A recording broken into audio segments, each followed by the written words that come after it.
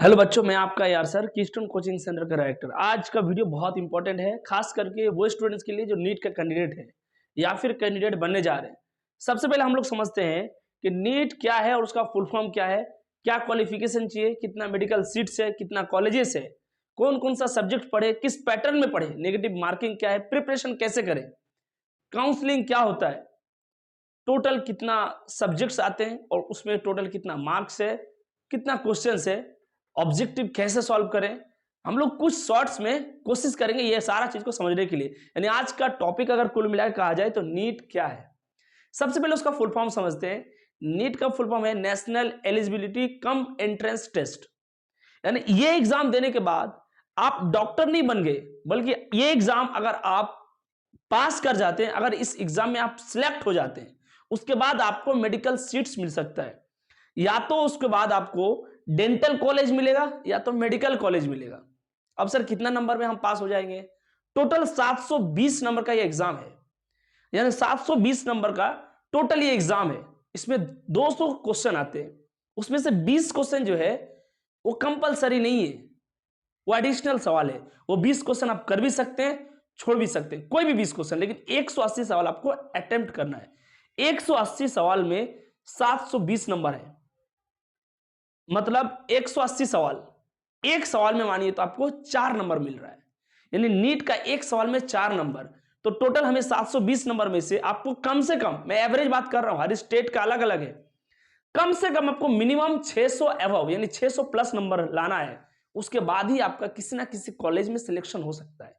Selection होने के बाद क्या होगा, सबसे पहले हम लोग एक एक करके समझते हैं। देखिए, नीट एक ऐसा एग्जाम है जिसके थ्रू हमें सिलेक्शन होता है, हम मेडिकल कॉलेज जाते हैं या फिर डेंटल कॉलेज जाते हैं। इसके लिए क्वालिफिकेशन क्या है? यानी सर नीट का एग्जाम कौन कौन दे सकता है? क्या हर एक बच्चा नीट का एग्जाम दे सकता है? 10th पास, 8 पास, 6 पास? नहीं, नीट के लिए कम से कम 12th पास होना जरूरी है। 12 पास विथ 50% मार्क्स, यानी 50% मार्क्स के साथ आपका 12th का पास आउट होना जरूरी है। इसमें सब्जेक्ट आता है फिजिक्स, केमिस्ट्री, बायोलॉजी। यानी नीट में टोटल 3 सब्जेक्ट्स पूछे जाते हैं, फिजिक्स, केमिस्ट्री, बायोलॉजी। फिजिक्स में कितना सवाल? 45, केमिस्ट्री में 45 और बायोलॉजी में 90। तो सर 90 और 90 180 हो रहा है, फिर आप 200 बोल रहे थे। वो जो 20 सवाल है वो एडिशनल है, कहीं से भी आ सकते हैं, किसी से भी एक्स्ट्रा आ सकते हैं, बट आपको ध्यान रखना है 180 सवाल आपको किसी भी हाल में करना है। वो टोटल मार्क्स 180 सवाल का ही है। यानी बायोलॉजी 50% है और फिजिक्स केमिस्ट्री मिला के 50% है। अब देखिए, बात यह है कि 720 नंबर का है टोटल एस्पिरेंट्स, यानी हर एक साल में कितना स्टूडेंट एक एक साल में बैठते हैं इस एग्जाम में। अगर पिछला साल का मैं बात करूं 2021 में, तो टोटल लगभग 17 लाख बच्चा इस एग्जाम को दिया। 17 लाख बच्चा। इससे पिछला साल 2020 में मानिए 15 लाख। तो एवरेज में देखा जाए तो हर साल 2 लाख स्टूडेंट बढ़ रहा है। यानी इस बार अगर कोई एग्जाम देगा, 22 में 17 लाख हुआ, तो मानिए इस बार 23 में 19-20 लाख स्टूडेंट एग्जाम दे सकता है। यानी मानिए कि हर साल 2-2, 3-3 लाख स्टूडेंट एग्जाम में बढ़ रहे हैं। अब सर इतना ज्यादा स्टूडेंट्स बैठ रहा है, 20 लाख स्टूडेंट बैठ रहा है, उसमें सिलेक्शन कितना का होगा? सिलेक्शन मानिए लगभग 1,10,000, 1,10,000 से 15,000 बच्चे का ही सिलेक्शन होगा। उसमें से 91,000 यानी 91,000, 91,000 एमबीबीएस का सीट है। यानी 1,16,000 में मानिए कि 91,000 सीट जो है वो एमबीबीएस के लिए है और लगभग 26,000 सीट बीडीएस के लिए है। यानी टोटल 20 लाख बच्चे में 1,15,000 बच्चे का ही सिलेक्शन होना है। लगभग 1,15,000 में 91,000 एमबीबीएस का सीट है और लगभग 26,000 बीडीएस का सीट है। बीडीएस से बनेगा डेंटल यानी दांत का डॉक्टर और एमबीबीएस से बनेगा एमबीबीएस डॉक्टर। अब देखिए, टोटल मेडिकल कॉलेज अगर देखा जाए तो बीडीएस का टोटल 313 मेडिकल कॉलेज है। यानी ऑल ओवर इंडिया में डेंटल कॉलेज जो नीट के थ्रू बीडीएस के लिए जाया जाता है, उसमें 313 मेडिकल कॉलेज है। और एमबीबीएस करने के लिए पूरा भारत में 549 यानी 549 मेडिकल कॉलेज है। देखिए, बीडीएस के लिए, डेंटल के लिए है 313 और 549 है ये एमबीबीएस के लिए। अब बात यह है कि 549 मिला के 91,000 सीट है और 313 मिला के 26,000 सीट है। अब देखिए फिर है बात यह है कि सर प्रिपरेशन कैसे करें। प्रिपरेशन में आपको ध्यान रखना है कि ये ऑब्जेक्टिव पैटर्न का एग्जाम है, यानी इस एग्जाम में जो क्वेश्चन होता है वो एक क्वेश्चन 4 मार्क को होल्ड करता है, यानी एक क्वेश्चन अगर आप सही करते हैं तो 4 नंबर आपको मिलेगा। अब इसमें फिजिक्स, केमिस्ट्री, बायो ये तीनों को आपको बोर्ड के अकॉर्डिंग नहीं पढ़ना है। जिस तरीके से आप पढ़ के बोर्ड या फिर 12th पास किए हैं, अगर उसी हिसाब से आप पढ़ रहे हैं तो आप इस एग्जाम को क्रैक नहीं कर सकते। इसको आपको अलग वे में पढ़ना होगा, ऑब्जेक्टिव माइंड लेके चलना है। किसी भी पेज से कहीं से भी क्वेश्चन उठ के आ सकता है। तो आपको याद रखना है कि फिजिक्स में, केमिस्ट्री में और फिजिक्स में जो प्रिपरेशन के लिए मैं बात करूं तो फिजिक्स का प्रिपरेशन सबसे इंपॉर्टेंट है। यानी लगभग जो भी बच्चा कुछ नंबर के लिए अगर छूट जाते हैं, जिसका सिलेक्शन नहीं हो पा रहा है, उसका मेन कारण है फिजिक्स। यानी फिजिक्स, केमिस्ट्री, बायोलॉजी में फिजिक्स जो है वो जनरली बच्चों का वीक होता है और केमिस्ट्री में ऑर्गेनिक केमिस्ट्री वीक होता है क्योंकि वो बहुत ही ज्यादा कंफ्यूजिंग है।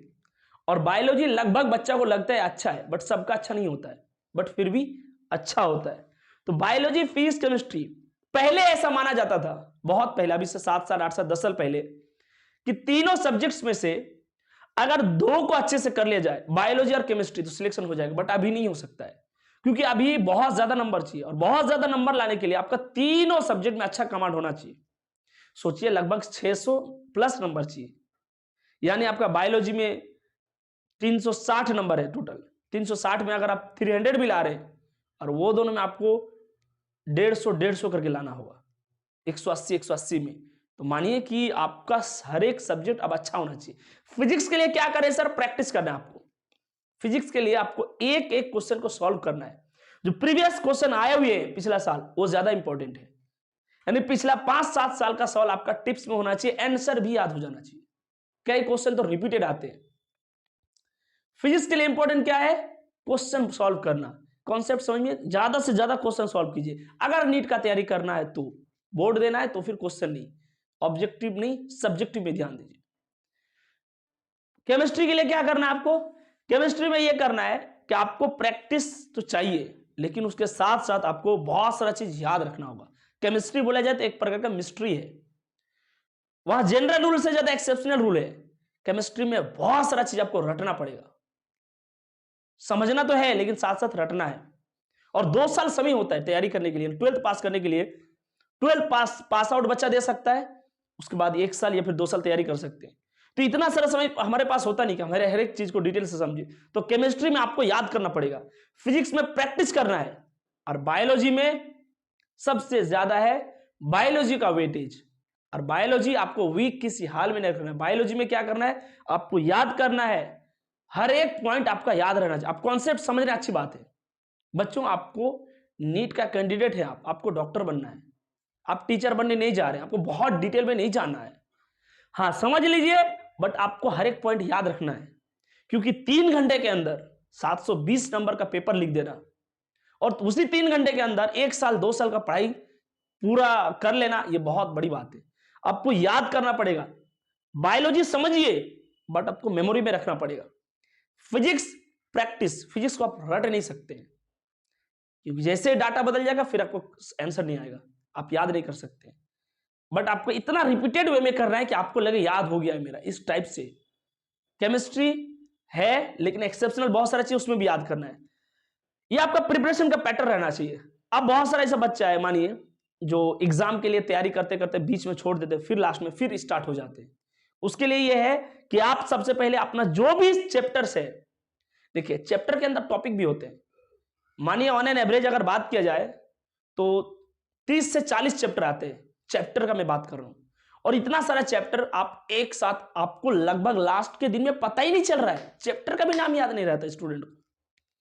तो आपको हर एक चैप्टर के लिए टॉपिक बनाना है। सर क्या बोल रहे हैं आप? जैसे कि मैं अगर बात करूं बायोलॉजी में कोई चैप्टर, मानिए मैं इकोलॉजी का ही बात करूं, उसमें इकोसिस्टम है, बायोम है, पॉपुलेशन है, कम्युनिटी है, ऐसे करके उसका टॉपिक लिखिए। और टॉपिक में जो आपका सबसे अच्छा है उसको ग्रीन टिक कीजिए, जो थोड़ा वीक है उसको येलो टिक कीजिए, और जो पूरा ही आपका गड़बड़ है उसको रेड टिक कीजिए। ये आपको हर चैप्टर के लिए करना है। आपको पता चल जाएगा कि किस चैप्टर में किस पोर्शन को आपको ज्यादा ध्यान देना है। यानी आप टोटल टॉपिक्स लिखिए हर एक सब्जेक्ट्स का, और ग्रीन टॉपिक वो है, अब ग्रीन टिक उस टॉपिक में लगाए जो आपको पढ़ना ही नहीं है, जो आपको अच्छे से आ रहा है। येलो वो है जो आपको आता भी है और जाता भी है, यानी कंप्लीटली नहीं आ रहा। और रेड वो टॉपिक है जिसको आप रेड मार्कर से, रेड हाइलाइटर से हाईलाइट कर रहे हैं, वो टॉपिक एकदम ही आपका कमजोर है। ऐसे करते करते आपको कम से कम पता तो चल जाएगा ना एंड में कि मेरा ये वीक है, ये अच्छा है, ये बहुत अच्छा है। फिर आप उसके हिसाब से उन सब चीज को धीरे धीरे येलो को ग्रीन में और रेड को येलो में बदलने का कोशिश कीजिए। तो आपके एंड टू एंड जाते जाते आपका सारा सब्जेक्ट्स और सारा सब्जेक्ट्स का हर एक टॉपिक अच्छा हो जाना चाहिए। हम ये कह नहीं सकते किस टॉपिक से क्वेश्चन आता है बच्चों, कई बार हम प्रिडिक्ट करते हैं, गलत हो जाता है। कहां से आते हैं, किस हिसाब से आते हैं, ये कोई आपको नहीं बता सकता है। आपका हर एक टॉपिक क्लियर होना चाहिए, और हर एक टॉपिक क्लियर होने के लिए आपको कोई भी चीज डिटेल से अच्छे से समझना होगा। अब बात यह है कि जब हम सब चीज पढ़ लिए हैं, जान गए कि इसके लिए 12 पास आउट होना चाहिए, कितना % नंबर चाहिए। और एक बात अगर करूं तो सर एज लिमिट क्या है, ये लेके भी बड़ा चर्चा में रहता है। कई बार एज लिमिट हो गया था, बहुत पहले तक एज लिमिट था कि मैक्सिमम अटेम्प्ट 8 अटेम्प्ट हो सकता है, यानी 8 बार से आप ज्यादा बार एग्जाम दे ही नहीं सकते, उसके बाद आप नहीं दे सकते, मैक्सिमम चांस 8 बार। बट अभी ऐसा नहीं है, अभी आपके पास अपॉर्चुनिटी है, आप कितना बार एग्जाम दे सकते हैं। अपर एज लिमिट कुछ नहीं है, लोअर एज लिमिट है मिनिमम 17 साल, यानी 17 साल का बच्चा नीट में बैठ सकता है। 17 साल से कम होगा नहीं बैठ पाएगा, सर ज्यादा हो गया तो कोई दिक्कत नहीं है, ज्यादा 50 60 70 80 90 साल तक बैठ सकता, कोई दिक्कत नहीं, लेकिन मिनिमम एज लिमिट है 17, मैक्सिमम का पता नहीं, अटेम्प्ट का भी कुछ पता नहीं है। टोटल सीट्स आपको बता दिए, कैसे तैयारी करना है वो आपको बता दिए, किस हिसाब से लास्ट में आपको सब चीज क्लियरिफाई करना है देख दिया। एग्जाम का पैटर्न आपको याद रखना है, ऑब्जेक्टिव है। एक पॉइंट और है, वो है कि नेगेटिव मार्किंग क्या है। देखिए नेगेटिव मार्किंग का मतलब यह है कि जो हम जनरली एग्जाम देते हैं, बोर्ड एग्जाम, वहां पर नेगेटिव मार्किंग नहीं किया जाता है। आपको याद है बोर्ड में जब आप लिख रहे थे, कई सवाल या फिर कई क्वेश्चन हमें नहीं आ रहा था, हम ऐसे ही भर दिए कि कुछ तो आ जाएगा, बट नीट में एकदम ऐसा नहीं है। अगर नीट का एक सवाल, एक करेक्ट सवाल आपको 4 नंबर दे सकता है, तो एक इनकरेक्ट सवाल आपसे 1 नंबर ले सकता है। मतलब सर समझ में नहीं आया, मतलब यह है कि अगर नीट में एक सवाल आप सही करते हैं तो आपको 4 नंबर मिलेगा, और उसके बाद एक सवाल आप गलत कर दिए तो आपका इस 4 में से 1 नंबर वो खा गया, आपको मिलेगा 3 नंबर। यानी हर एक सवाल नेगेटिव मार्किंग करवाता है अगर इनकरेक्ट हो जाता है तो। यानी एक सही सवाल से हमें 4 नंबर मिलेगा और एक गलत सवाल हमारा 4 नंबर काटेगा। यानी 2 सवाल में एक सही एक गलत तो 3। तो आपको तुक्का नहीं मारना है, वहां पर जो आता है वही करना है। सोचिए अगर एक सवाल किया और एक छोड़ दिए तो आपका 4 आया अगर सही हो गया तो, लेकिन एक सही एक गलत हो गया तो आपका आ गया 3। तो ध्यान रखना है, कई बार हमें 180 में 180 अटेम्प्ट नहीं करना होता है। अगर आपको कुछ सवाल लग रहा है ये मुझे पता ही नहीं, दूर दूर तक हवा नहीं लग रहा, आपको छोड़ना चाहिए। अब करने के बाद आपका नंबर और घट जाता है, क्योंकि 0 मार्किंग नहीं है कि गलत हो गया तो 0, छोड़ दिए तो भी 0, नहीं, गलत हो गया तो आपका नंबर कट गया, छोड़ दिया तो 0 हो गया, इधर भी नहीं उधर भी नहीं। माने अगर आप 3 सवाल अटेम्प्ट किए, उसमें से आपका 2 गलत है और एक सही है, तो सही नंबर जो है आपको सही क्वेश्चन 4 नंबर दे दिया, लेकिन जो गलत है वो आपका 2 नंबर 2 क्वेश्चन काट गया, तो आपका ऑल ओवर आ गया 2। ठीक है बच्चों, आप लोग ध्यान रखिए, नेगेटिव मार्किंग वाला एग्जाम है, एक एक पॉइंट को नीट क्या है और आगे इसके एग्जाम पैटर्न में आपको बता दिया। सब्जेक्ट फीस करके बायो पूछा जाता है, टोटल 200 सवाल होते हैं, उसमें 180 सवाल कंपलसरी है, टोटल मार्क 720 है, टोटल एक्सपीरियंस 17 लाख बच्चा पिछला साल बैठा था, इस बार अब आप देखिए कम से कम 2 से 1.5 लाख और बैठ जाएगा, इसमें ऐड हो जाएगा। टोटल सीट्स मेडिकल कॉलेज में 91,000 है और 26,000 सीट्स है बीडीएस में। मेडिकल कॉलेज जो है 313 बीडीएस कॉलेज है, 549 एमबीबीएस कॉलेज है। नेगेटिव मार्किंग वाला एग्जाम है, ध्यान रखिए बच्चों। Best of luck for your exams. Thanks बच्चों सुनने के लिए।